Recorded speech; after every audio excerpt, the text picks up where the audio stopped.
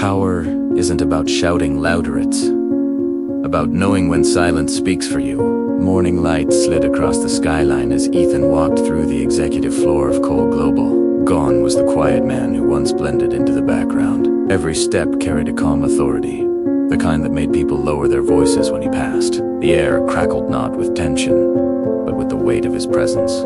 His ever-efficient assistant, Marcus, approached, holding out a folder with a quiet deference. As you requested details on Ryan Cross's business dealings, he's expanding aggressively. Risky moves. Over-leveraged. Ethan took the file, his fingers brushing against the crisp manila. He flipped through the pages, his eyes scanning the columns of data. Every number, every deal, painted a clear picture, a trail of arrogance and reckless ambition. Perfect, he murmured, a cold satisfaction settling in his chest. Let's tighten the strings. Across town, the sleek, minimalist office of Lara Designs buzzed with a stress that was anything but minimalist. We lost another investor, Lara asked, her voice a carefully controlled whisper as she tried to keep the panic from showing. A finance head, a man perpetually on the edge of a nervous breakdown, nodded grimly. Yes, ma'am. Cross Holdings says they'll cover the deficit, but they want majority control. Lara's stomach sank, the feeling a cold, heavy stone. The words hung in the air, thick with unspoken consequences. Majority, that means Ryan becomes the official CEO, he finished, his gaze dropping to the floor. She forced a brittle smile, a mask of indifference she had perfected over the years.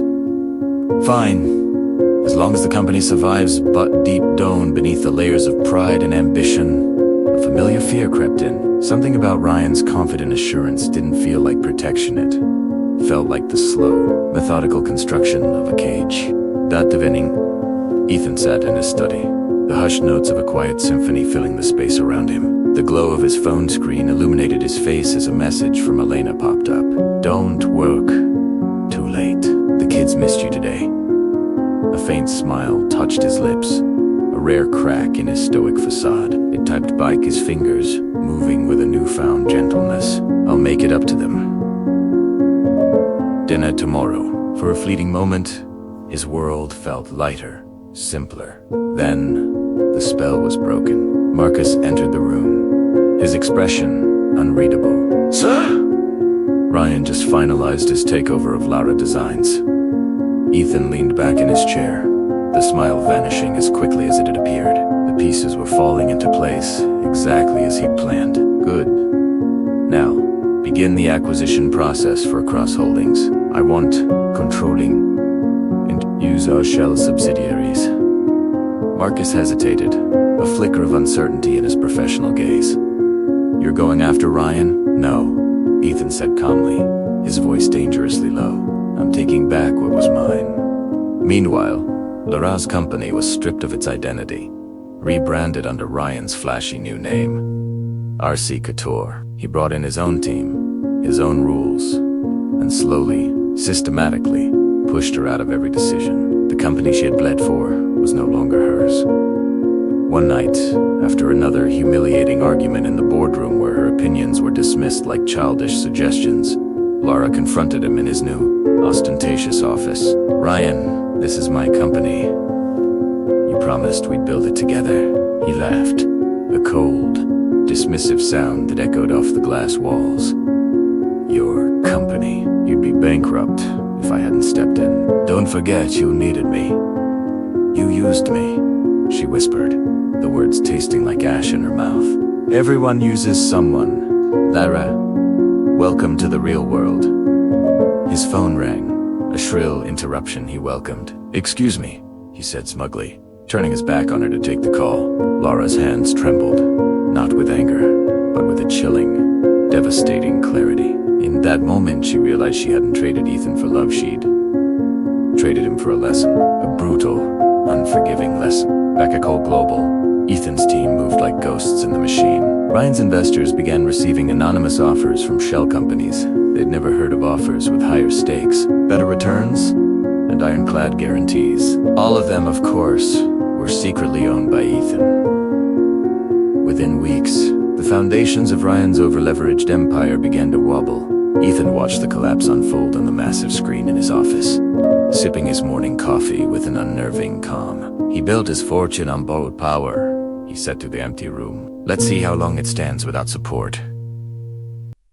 Days later, Elena met Ethan for dinner at a cozy rooftop cafe, the city lights twinkling below them like fallen stars. She noticed the deep, settled exhaustion in his eyes, a weariness that his tailored suit couldn't hide. You look like you're fighting a war, she said softly, her kind eyes full of a concern that felt foreign to him. He managed a slight chuckle, the sound hollow even to his own ears. Maybe I am. Then promise me one thing, she said, her paint-stained fingers gently resting on his hand. A small, grounding touch. Don't forget what peace feels like while you're winning battles. Her words hit him with the force of a physical blow, striking a chord deeper than she could have realized. For a moment, Ethan saw a reflection of a younger self, the man who once believed love was enough before the world taught him otherwise.